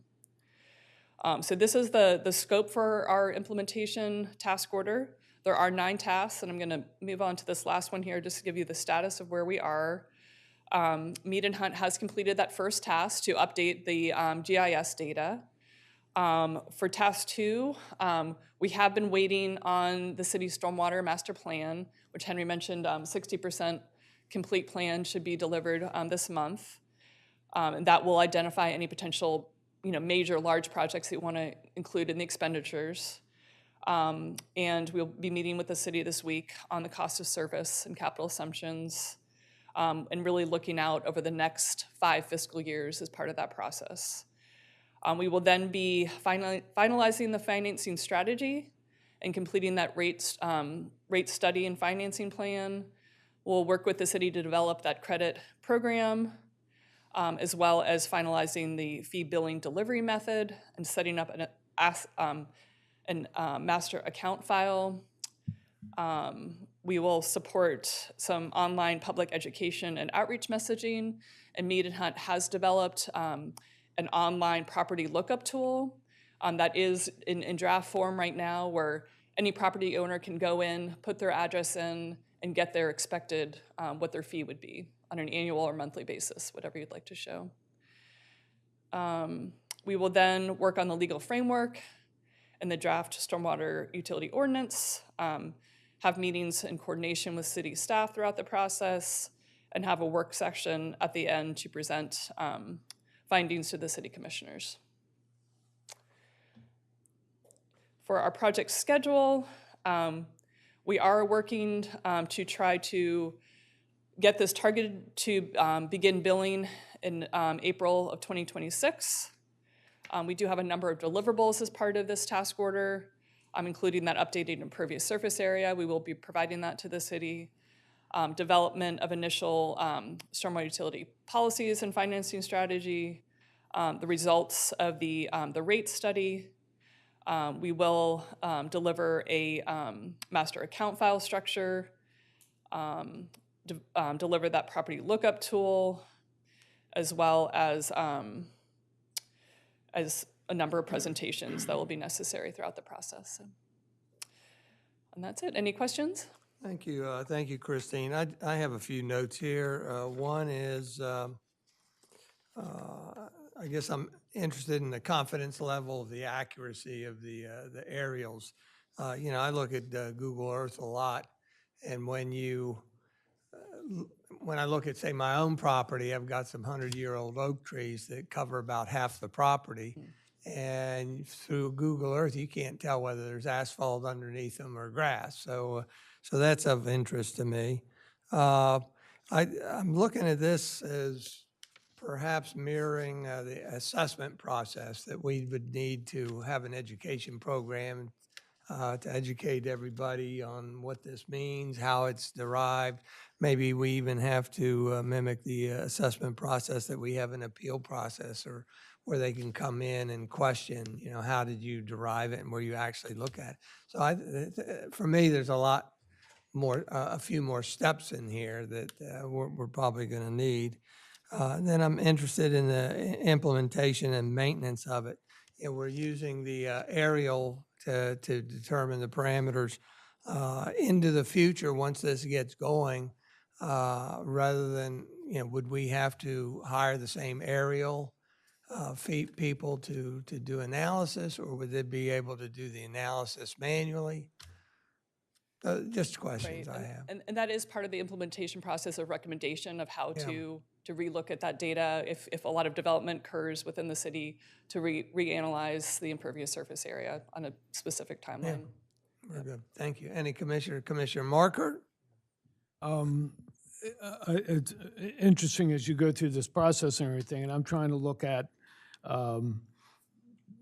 incentives and de-incentives, with regard. I mean, I think obviously the more pervious surface we have, the better this thing's going to work, and I think to try to incentivize people to have more, to the extent that they can, and all that kind of stuff. And also, I'm going to, the city of Rehoboth is not uniform. I mean, I live in this little community to the southwest called Schoolview. I don't know if you know where that is, but we have very large building lots there. So, the houses may be 3,000 square feet in terms of, the perimeters of it, but we benefit, I think, for having a larger lot and therefore more capture, I guess, or whatever you want to call it. I think we call it natural area, but how that's calculated, and that's doesn't sound like that's really in the equation at all. And then the other thing, as the mayor mentioned, we have trees over there. We're not as treed as other areas of the city, like let's say the Pines area. So I just feel, to be equitable, if we can come up with some kind of means of valuing those things or including them in the calculation, I think it would be more beneficial, I think, so. But again, that complicates it, but at the same time, what the mayor was mentioning, if we have an appeals process or something, you can kind of maybe take that into account or whatever, so. Right. Well, a couple things for the using the 500 square foot units. Yeah. If someone has an appeal, it's not likely that it's going to change. We will round Right. down. I mean, that's what I'm So saying. it would You're be a gonna big change if it, Yeah, right. to be out of whatever range that they're in, to be over the 500 square foot. So in most cases where the stormwater billing units are used, the appeals can actually show an increase in impervious surface area rather than a decrease. So we don't see that often, that people appeal and that it does come down. For incentives, we will be developing a credit program, and the city can decide what they want to give credit for. So if a property owner does decide that they want to decrease the impervious surface on their property, put in more pervious pavement, put in a rain garden, rain barrels, things like that, to kind of retain more of the stormwater in the property, a credit could be provided. Okay. So. All right. And the other thing I just want to mention, we had, I believe, and I've been asked this question with regard to, we had I think spoken to building and licensing months ago with regard to a more definitive definition of pervious, or an analysis of pervious versus impervious surfaces stuff. And I don't think we really have that, and I think that certainly should be incorporated in this process, because I feel, for example, my house has these sort of stones, and they're not. It's not like it's a tightly packed stones. It's more kind of ornamental, I guess, but it does capture a good bit of rainwater, and it is pervious. I mean, it's really. It's filtered underneath it, and it goes away like after a rainstorm. But that right now does not count, and maybe it shouldn't. But I just feel like I think we ought to have some means of determining what types of ground covers or whatever or suit the purpose or don't suit the purpose. So, Commissioner Well, I Saunders? had the exact same comment that Commissioner Markert had, that there's still a discussion of what's impervious and what's not here in Rehoboth, that we probably have to resolve that prior. As I believe it now, maybe Evan can tell me if I'm right on this, that currently if it's an organic mulch, such as tree bark or pine, then that's considered to be pervious, whereas if it's the same coverage in stone, it's impervious, but the water yet goes through both, so. I agree with what you're saying. We need some definition of what's impervious and what isn't. right. Thank you. That's all. Commissioner Gossett? Yeah, just to follow up on that, just my questions was, if we have codified how we've defined pervious or impervious surface within the community or city here, and I think that's still a work in progress, so that needs to be resolved. And could you say, are we defined as an MS4 community now? But we do have separate stormwater systems and sewer systems, is that correct? So how is one as defined as, what are the criteria for MS4 that we don't meet or do meet? Well, currently the EPA, it's based on population for the most part, but it's possible that all coastal communities, despite the population, might have to meet the MPDS requirements. But currently, the city does not have to meet those requirements. So I guess, Evan, you had mentioned that I think I heard you right, that these rumors started in 2020. It's been about 5 years. Are the rumors still persistent, or we're basing this information and this move forward on rumors, or just, I'm curious as to if we have any more confirmable information, if you will. Sure. So let me back up. It wasn't necessarily just the rumors that we were hearing about MS4s. This goes all the way back to 2018, I believe, when we did the Resilient Communities Partnership Project, which was a grant program. We participated with all 7 coastal communities in Sussex County. That grant, it was a technical assistance grant, and what it created was best management practices to manage stormwater, to manage and treat stormwater. One of the supplemental documents that was created from that partnership was this impervious surface mapping coverage that was done by the University of Delaware. So as Christine had mentioned, that document was prepared back in 2019. It has since been updated. One of the recommendations from the Resilient Communities Partnership was for all 7 coastal communities to consider implementing some type of stormwater management plan. That was based on the impervious surface data that came back. What we did see was the data compared the increase in impervious surfaces within the 7 communities. What we did see was there was an increase in impervious surface coverage. I don't think a dramatic increase from the 2 data sets that they were looking at, but that was another reason why we moved forward with at least the feasibility study. So we brought that feasibility study before the commissioners. We completed that feasibility study, and then it was decided to go forward into implementation. To answer your question about the rumors of MS4, I have not heard any of those rumors since then. But again, we have been working on that project, the stormwater management plan, at the request of the commissioners, and certainly our recommendation to move forward with something like that. And what we're finding is that, there are improvements that we need to make to the stormwater infrastructure. We've talked about Stormwater Basin 40, Kent, Dover, Sussex, the desire to add more stormwater infrastructure there. We've been addressing stormwater projects on and off, mostly related to calls, concerns, emails about flooding when we have, inundation from stormwater. So we've kind of been, I don't like to use the word piecemealing it, but we've been, implementing projects where it makes sense, but then also trying to tack on improvements to existing projects such as street paving. So a while back when we paved Philadelphia Street, I think we raised the curb an inch or 2 to help the stormwater on Philadelphia Street go down to Bayard and then eventually all the way out to Silver Lake. So really the desire here is to kind of bring all of these various projects together, because at some point these recommendations, these best management practices, these projects all are going to cost some money. My mention of the EPA and MS4 was really just to mention that there are some communities in Delaware that have been designated MS4. There's a possibility that we are designated in the future.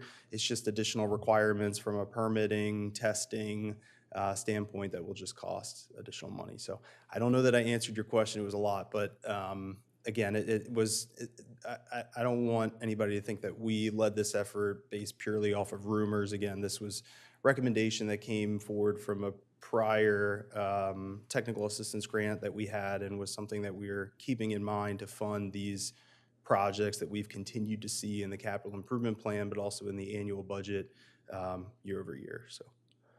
And as part of those list of projects or what have you, is there a discussion at all of extending the current outfalls in the ocean outfall for stormwater? There has been, and I think there will probably be that recommendation in the stormwater management plan. It's just so cost prohibitive from what we've seen. Millions of dollars to do that. Right now, what we're looking at is, are there other locations that we can send the stormwater? I don't want to go too into the details in this meeting, and we'll present the management plan at the time that it's completed. But our main concerns are Rehoboth Avenue and Wilmington Avenue, where just the bacteria that we're seeing is pretty great, largely from the commercial area. So trying to identify You know, we don't really have much land in that area to be able to deploy some type of best management practice to treat that stormwater before it goes out into the ocean. One thought that they brought forward was the lakes do a fantastic job of treating the stormwater. We've seen that at Lake Girard, where all of the stormwater on the north side of town, a majority of the stormwater on the north side of town does get treated by Lake Girard, and we've seen that the lake drastically reduce the bacteria. That's what it was really designed for. So the question is, do we want to attempt to send more stormwater to the lake to treat that? There's a lot of different options out there. That's what the stormwater management plan will bring forward for consideration, but certainly extending the outfalls was one that we had been looking at. There's just technical question, if I may also. With regard to task number 5, finalizing the stormwater utility fee billing delivery method and access master account file creation, mouthful. Is that a standalone aspect, or is that able to be utilized as one of the functions of Munis for our billing, utility billing, or do you have any direction on that yet? I don't, but certainly if we can utilize Munis for that, we'd absolutely look to do that. I think that would definitely be a preference. You know, as we've made changes over the years from billing trash annually to billing it quarterly, you know, that's something that we can do. We can build that program out further. So yes, Munis would be the first preferred method. And you mentioned municipalities, the 7 municipalities. Does the county have any responsibilities on this, or are they also being faced with MS4? Do you know? Yeah, I'm not sure. Okay, thank you. Thank you. Anybody else? Yeah, Mayor, if I could, just a Sure, quick there. question. It sounds like if I understood correctly, you're meeting tomorrow to discuss the expenditures. Yeah, when we initially put together the feasibility study, the Public Works Director at the time and some of the city staff got together to look at, I think it was a 5-year projection for expenses. So, you know, those expenses need to be updated, the budgets change, you know, there's some personnel items in there, so we need to update those expenses. Do you recall what they were at the time, the total expenses over the 5 years? So for, I believe it was for next fiscal year, the proposed expenses related to stormwater projects only, management of stormwater and stormwater projects, was about 1.3 million. Okay, but in total, the 5-year plan, you don't recall? I don't have Okay. that. So the 1 point something you're referring to, and this is really kind of my follow-up question, in the 5-year CIP, I see about 6.2, 6.3-ish million in expenditures for stormwater. That's would be part of this. Exactly. Okay, all right. Is that, since we're talking, you had mentioned a 5-year plan, is that complete at least out through 4 years? Correct. The 6 million? So then there would be potentially, what is the 5th year? Is there any, are you anticipating, again, don't want to put you too much on the spot here because you're meeting tomorrow. Are you anticipating any more in addition to that, or it's around that $6.2 million number? It would be plus- at that number, yeah. I think anything that is in the budget right now, 5-year CIP, is really what we're looking at. So from the CIP, you know, we look at the capital projects that we have planned over the next 5 years. The other is looking at any general fund expenses that contribute directly to stormwater. So for example, street sweeping is one example of something that we do that contributes to the quality of the stormwater. We have, you know, staff on site, Henry's time, you know, to be able to review stormwater projects. We have engineering related time to review projects, do some analysis. So we're looking at not just the capital cost of that, but the operational maintenance cost. But it sounds like, so following up on the operational maintenance costs, we're using existing staff today to address those stormwater.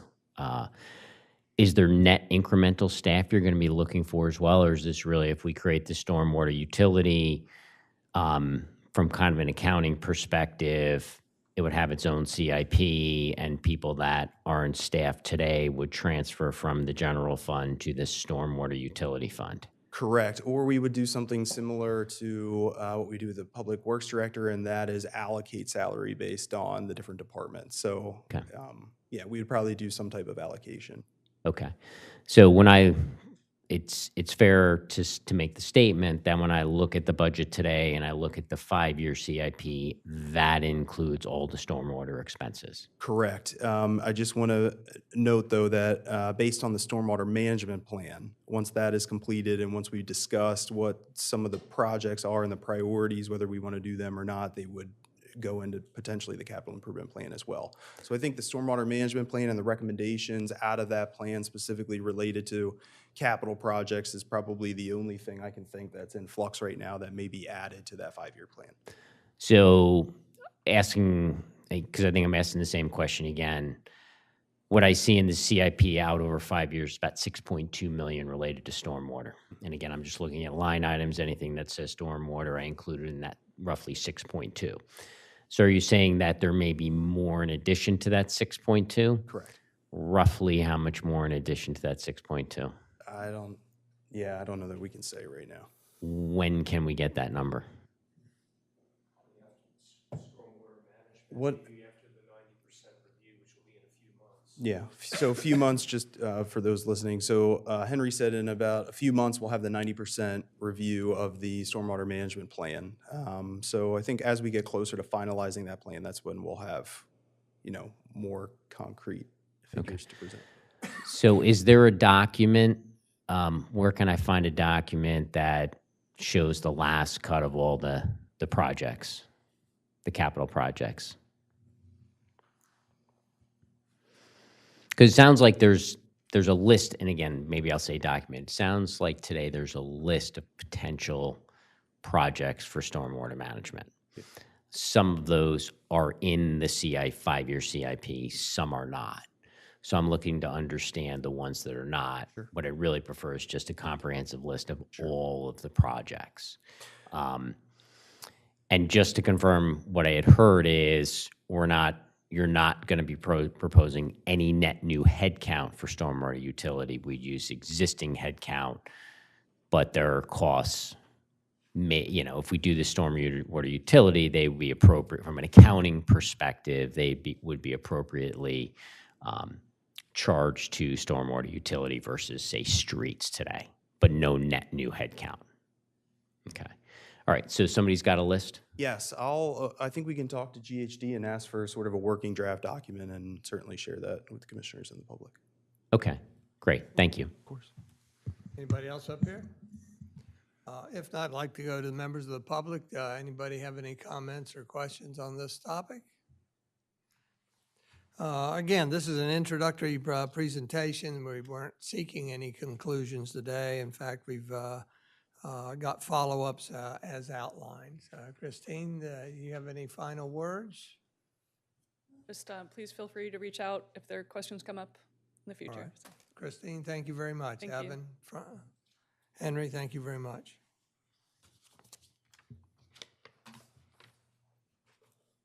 With that, we're going to move on to the next item of new business, which is discuss the development of a priority list for city code and charter amendments. Evan? Sure. Thank you, Mayor. So included in the agenda is an agenda item report detailing this topic again to start to discuss some potential city code and charter changes or updates. The commissioners will recall that in the upcoming fiscal year budget, we have set funds aside for updating the city code, whether it's the zoning code or other sections of the code, as you all find appropriate. So in addition to the code, we also have identified a couple charter changes that we have discussed in recent past, certainly within the last year. So I will start off by going through the charter changes, and then I'm going to turn it over to Mary Ellen and Corey, who will go through some of the code, potential code update items for you all. So to start on the charter, these are just some of the initial items that I have identified, and again, that we have discussed. Certainly you all may have other suggestions or ideas, ones that we want to include. I want to preface this by saying the Delaware State Legislature, they are currently in session. They will end in June. So it's a pretty tight turnaround to introduce proposed charter amendments to a legislator who would support that, bring it forward to the General Assembly, ultimately for it to be acted upon. Because again, that session will conclude in June. So the thought here is that we can spend plenty of time going through these proposed amendments and be prepared for the start of the next legislative session, which I believe starts typically the second Tuesday in January. So just to start, Section 8B is the annual organization meeting of the commissioners. This section talks about the salary and compensation of the commissioners, but also the employees, officers, or agents. So recently we have had some discussion about compensation for the Board of Commissioners. So if there's any desire to make any changes to this section, we could do so, and that's where we would do it. Again, Section 8B. Sure. Let's clarify that if we go forward with any of these, they would become an agenda topic and back in front of this Yes, group, absolutely, right? absolutely. Thank you. So Section 18 is auditors. If you look at subsection A and B, it's a little bit confusing because Section A can be interpreted as applying to the city's audit committee. However, Section B is clearly applicable to the annual financial audit, and the annual financial audit is completed by an outside audit firm. One thought here is just to clarify this section again that I believe it's for the audit firm. I think just Section A may need to be clarified and expanded a little bit, and I'll make this a little bit larger for folks in the public. Section 23 is assessment of taxes. This really came to light recently as we transitioned away from Pearson appraisals to Tyler appraisals.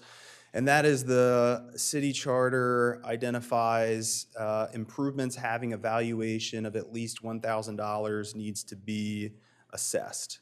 And so in talking with Tyler, you know, one of the concerns here is that you're kind of prejudging evaluation, but also there are improvements that are valued at $1,000 or more, but would not trigger a reassessment. So the thought here is to go back through this, consider removing the reference to the $1,000 valuation, updating the language, and to allow potentially for the use of Sussex County's assessment records. That's been something that we have talked about in the past. We have heard from the county that they will be offering their reassessment data to all of the communities in Sussex County, and that would be free of charge. I haven't heard any change since the last update I received. The town budget, Section B, mentions that annually each year, not later than May 1st, the city manager shall prepare the rough draft. So again, we are on a April 1st through March 31st fiscal year, so the May 1st doesn't quite make sense. I think, you know, May 1st for the city manager to start to prepare a rough draft of the upcoming fiscal year budget is a bit early, but to the same point, you know, we have already started doing that by including the proposed 2027 projections this year. So one thought here is just to update that to remove the reference to May. So again, just simply saying that annually the city manager shall prepare the rough draft of the budget. At the end of that section, it does say for the ensuing fiscal year. So if we wanted to insert the date range for our existing fiscal year, again, that would be April 1st through March 31st. Enumeration of powers, this was something that was brought up again in the past and something that we're looking at in conjunction with the city's schedule of fees and penalties. This was something that came up pretty frequently when we did the legal and editorial analysis, and that is the charter outlines a maximum of a $500 fine or penalty for a violation of any ordinance. Certainly there are violations that are, I think, severe enough that $500 may not be enough. Placing the $500 maximum also limits us because we have some violations in the city code that are escalating, you know, especially if it's a first offense, but then it's now a second, third, fourth offense. So the thought here is to consider removing that reference to a maximum fine just to create far greater flexibility into the future. Enumeration of powers, specifically property tax. We have a cap in the city charter on $3 million that can be raised from property tax. Additionally, the property tax is to be set at the regular meeting of the commissioners in June of every year. Again, this has been a topic we've discussed. That $3 million cap really isn't tied to any type of assessment for the value of land and improvements within the city.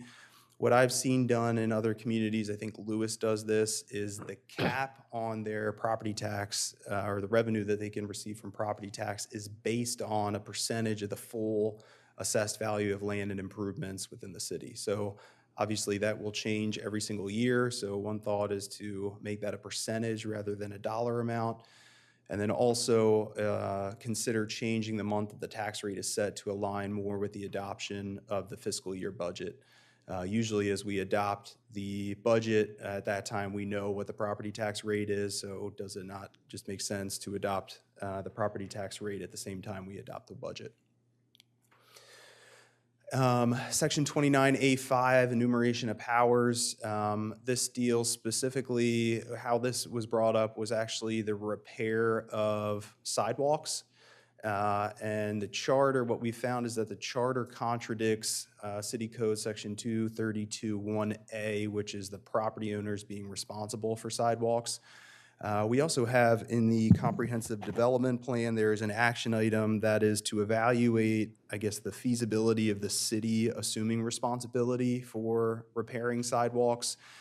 So I just think here we need to consider clarifying sidewalk maintenance and ultimately who is responsible. We did update the tree code recently, and there are some provisions in there where if the property owner plants a tree, it ends up damaging a sidewalk, they're responsible for the sidewalk. So again, just making sure that we are consistent in those maintenance responsibilities throughout the charter and the city code. Section 40Q and S is borrowing money and issuing bonds. So this is where we have the debt limit of $75 million. There's also a cap on $6 million. That is an aggregate amount of $6 million, where that is the maximum amount that we can borrow without going for a referendum. So just consideration to, as we approach that debt limit, do we need to consider some type of other methodology on that maximum borrowing limit, whether it's a percentage of the annual budget or some other mechanism? And then also consider, again, the dollar amount of $6 million. Does that need to be higher, lower? Is that the correct amount? Just to consider those two paragraphs together. That's really it that I have identified. I can entertain any questions you might have. Again, this was really just a summary of items that we have talked about at least over the course of the last year that I wanted to kind of bring to the forefront. We have a lot of time to discuss these changes. As the mayor indicated, the intent would be that we would put these items on future agendas, take plenty of time to discuss those items, possible changes, whether we want to make all of these changes, some of these changes, none of these changes, or if there's anything else in the charter that we want to take a look at, again, with the intent of hopefully being ready for the next legislative session that starts in January of next year. Well, as I mentioned earlier, these would be individual agenda topics, and I would be working with you and Taylor on future agendas to get them on there. But it would be helpful if any of the commissioners had ideas on prioritizing anything to come to you and let you know. Yeah, I'm happy to. Commissioner Gossett? Evan, thank you very much for your work on this. I would ask that you also consider charter changes with regards to Section 14, the Secretary, Section 15, the Assistant Secretary, Section 16, the Treasurer, Section 19, City Solicitor, and I'll send these to you, Section 22, the Tax Assessor, and also strongly consider that we enter into the charter to have a reassessment of property, real property in the city every 5 years, to follow what is mandated now by the state to each county. We have, the last reassessment we did was 2014. Prior to that was 1974. So I think that the county is now mandated to have a reassessment every 5 years, and the possibility of using those figures that they would share would be a possibility. But take a strong consideration of that with regards to additional items to consider for a charter change. And I don't know if the code update, is that what? Yeah, Okay, great. And would you copy me on what you send to him? I couldn't write. Sure. that The other, fast. the other aspect of that is, and this is, I guess, falls into not the charter, but we had also been discussing for quite some time supplemental fee schedule. Yes. And I don't know if that is, I'm strongly in support of that, and I would like to see some action on that. Yeah. We have, so we executed the proposal to have that work done. The contract to develop the schedule fees and penalties has, it allows for them to take up to 75 days to prepare that. I think we're probably approaching day 30 now. So I have reached out to get an update on that. I have not gotten one yet, but I will include an update in an upcoming city manager's report, but they are working on that. So thank you. Thank you. Anybody else? Yeah, I did have, there were a couple other charter changes, such as the qualifications of the city manager, which I think came into question. There was some, We have a lawsuit against us right now that involves we that. probably have a stay and can't make, So gotcha, we also gotcha. have a position that we've made and reinforced, so I would prefer we don't talk Gotcha, about that. understood, sorry. Next. What else you got? That's it. That was it, okay, okay. Okay. Is there any members of the public who want to say anything about charter specifically? I'll give you another opportunity in a minute. I guess not. Go ahead. Sure. So that concludes my presentation on the charter. With that, as I said before, I'm going to turn it over to Mary Ellen and Corey to go through the city code items. I just want to preface, so the city code items, as we started to go through and kind of identify some priorities, we went back to a document that was prepared in November of 2020. The document is on screen. This is a code update project that was done. Actually, it was a list of code items that were identified while the CDP was being developed. And so we have gone back to these recommendations. You'll see that we do have pervious and impervious coverage on that list. And so, you know, one of the intents for today is to try and prioritize that. So with that, I will turn it over to Mary Ellen and Corey.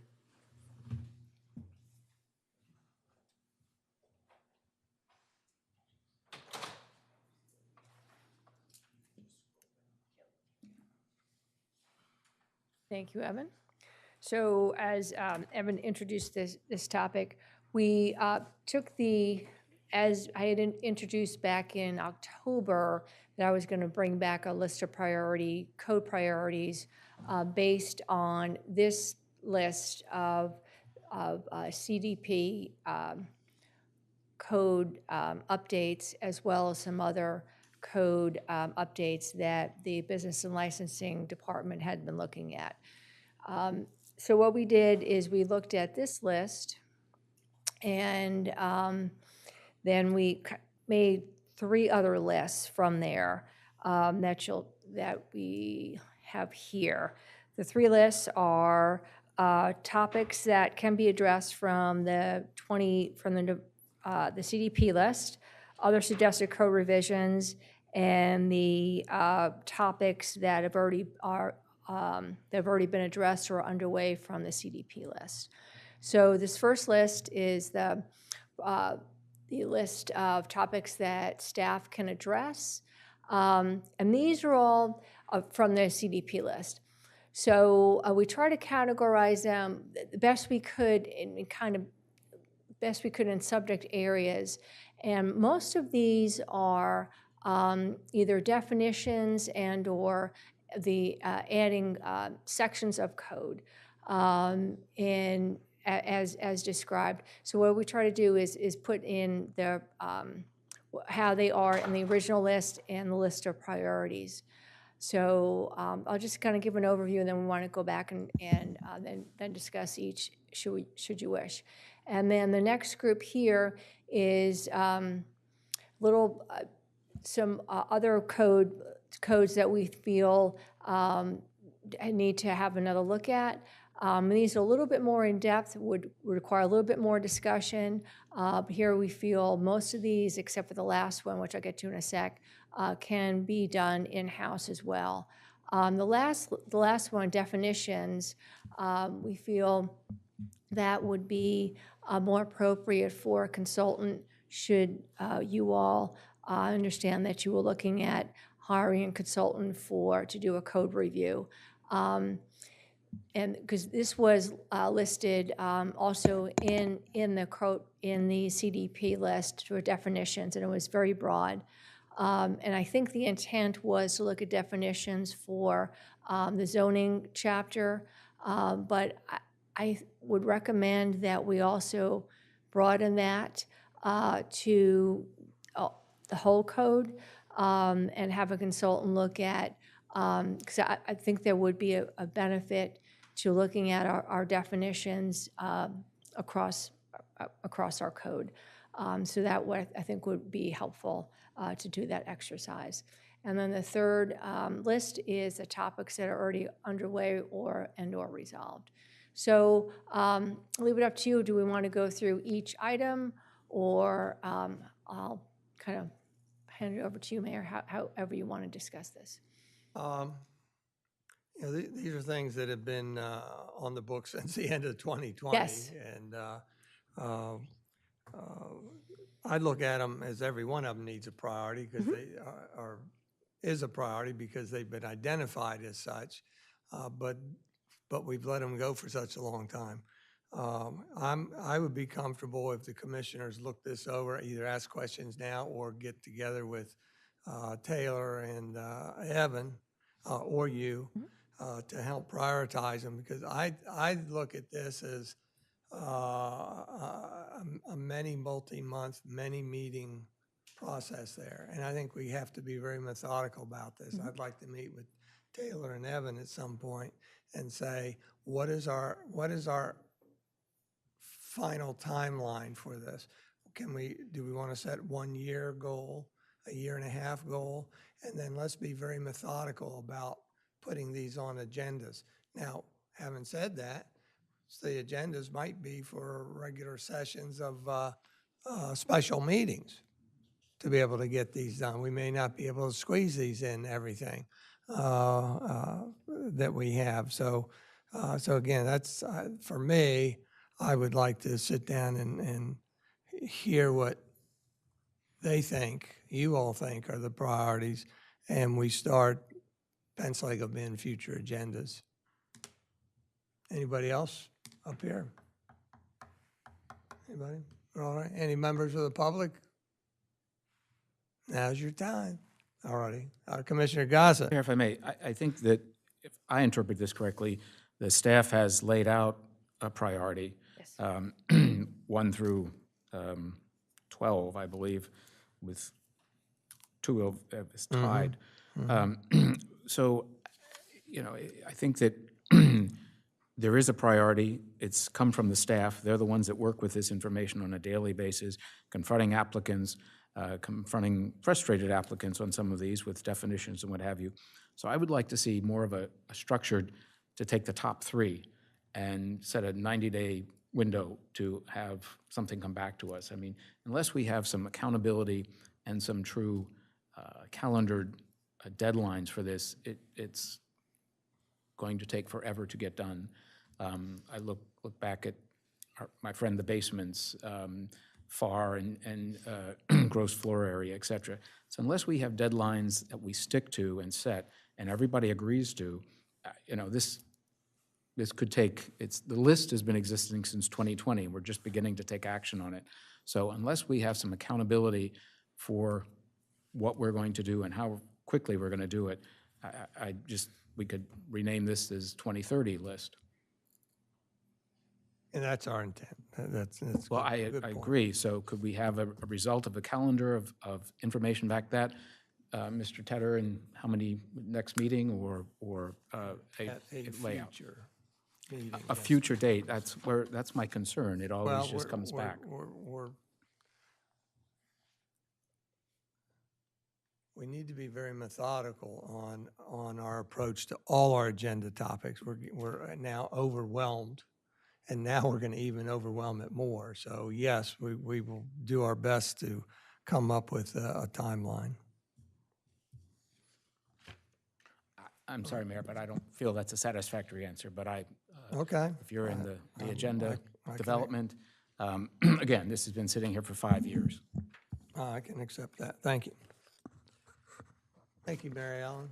Mary Ellen, I've just got I had two questions. One, I was curious to see that review of the tree code is in here when we just sort of finalized the revision to that. So what's the rationale for that? Sure. Well, with any new ordinance, there's always a couple of hiccups, like, that could be tweaked. So it would be a couple of tweaks here and there. Okay. So, and these are just growing pains in a new ordinance. Okay. And then these seem to be very item specific. Well, we would talk about policy changes, but I guess a review was done the past 2 years on just inconsistencies and different areas of the code that contradict each other. And I thought there was a pretty long report from that. How does that play into this? Not aware of that one. That's a great question, Commissioner. So I believe what you're referring to is what I briefly mentioned earlier. That's the legal and editorial analysis that was done on the code. That identified a total of 226 items that need to be addressed. A majority of those items were related to violations and penalties. So it specifically said, this fine hasn't been updated in 5 years. Does it need to be updated? So a majority of those items will be addressed, have been sort of included in the schedule of fees and penalties. So the first step is that we will hopefully adopt an ordinance that establishes a schedule of fees and penalties. The next thing I would like to do is go back to the staff recommendations to amend some of those fees and penalties. A lot of those recommendations included feedback from that legal and editorial analysis. So my plan, I have a final document from that analysis. I want to remove any reference to the fees, penalties, leave that for the separate discussion, and then filter back through those 226 and see which ones do not relate to fees and penalties. There were some minor ones in there that we have addressed already. There were also some other easier changes, such as referencing a title for a city employee that we do not have such a title, and probably maybe we did 20 years ago. Again, what I am working on right now is removing any reference to changing fees and penalties, since that will be a separate discussion, and recreating a list of those amendments. But again, as we've brought ordinances forward and presented them to the commissioners, we've incorporated some of those comments back from that analysis and those recommendations. So, Thank you. Mayor? Commissioner Saunders? Just one quick question, Evan. I believe in our budget meetings several weeks back, we talked about a $100,000 line item. Correct. For code renovation, if Correct. you will. How are we planning on spending that money in this package that you're presenting? yeah, so I think that's really up for discussion. As you see, we have started to identify sort of a lead on these amendments or areas of expertise. A lot of those were actually carryovers from the original code recommendations from 2020. But I think as we identify if it is the top 3 of the building and licensing's priorities, if we want to start with those, I think that is an area for us to identify if we want to have a more aggressive schedule on completing some of these amendments. We can figure out how that works out with a consultant versus having the B&L staff take a look at it. But I think I personally haven't thought too much about that. I think my initial hope was that we could come up with a priority list and then from there identify how we sort of want to divvy up those priorities between consultant and staff. Thank you. Mm-hmm. Buzz? Thank you. Thank you very much. Thank you, Evan. Thank you, Mary Ellen. With that, we're done with new business. Commissioner announcements or comments, anybody? Review future meeting dates. We have a special meeting immediately following this meeting. Actually, it'll probably be, what, a 5-minute delay, Ann? Do we need that to reset the cameras? I'm gonna have your problems with my one screen, so you can go right into. So we'll go right into it, which we will do then. And then 2 o'clock today, there is a budget meeting.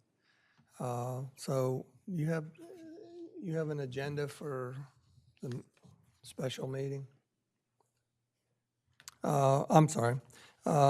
Citizen comment not on agenda topics. Mayor, I'm sorry. Commissioner Gossett. Just, there was some discussion that the next regular meeting is scheduled for Good Friday, and there was some discussion about changing that. Yes. Has there any decision been made on that?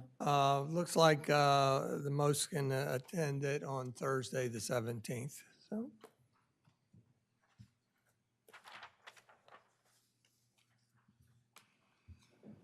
Are you bringing up the agenda for the special meeting, appointing Cliff Hilderly? There it is. No public comment. There it is. Having asked for citizen comment off topic, I see nobody is raising their hand. We will adjourn this meeting at 11:11 a.m. Thank you. With that, I'm going to go ahead and call to order. It is Monday, March 10th, 2025, immediately following the workshop meeting. This is a special meeting of the Commissioners of City of Rehoboth Beach, calling this meeting to order at 11 a.m. The purpose, roll call will show that all the commissioners and the mayor are here, but for Commissioner Suzanne Good is absent. Also present, City Secretary Ann Womack, and Assistant City Manager Evan Miller, City Manager Taylor Tedder. And with that, the purpose of this special meeting is to consider appointment of Clifton Hilderly III to the Parks and Shade Tree Commission to fill the vacant seat of Marty Marino. Are there any questions? The timing of this is good, such that if he gets appointed, he's able to participate in the next Parks and Shade Tree Commission meeting. If there's no questions, I would entertain a motion to appoint Clifton Hilderly III to the Parks and Shade Tree Commission, fill the vacant seat of Marty Moreno. Here, I'll make it. No one else is going to make it. I'd like to make a motion that we appoint Clifton Hilderly III to the Parks and Shade Tree Commission to fill the currently vacant seat of Marty Marino. Second. We have a motion by Commissioner Mark Saunders and a second by Commissioner Patrick Gossett to appoint Clifton Hilderly III to the Parks and Shade Tree Commission to fill the vacant seat of Marty Moreno for the remainder of her term. Is there any discussion? If not, all those in favor signify by saying aye. Aye. Aye. Those opposed, and the motion's carried. We come to a second opportunity for citizen comment. Walter, anything? Nope. With that, no more business. This meeting's adjourned at 11:14 a.m. Thank you very much. See you all here.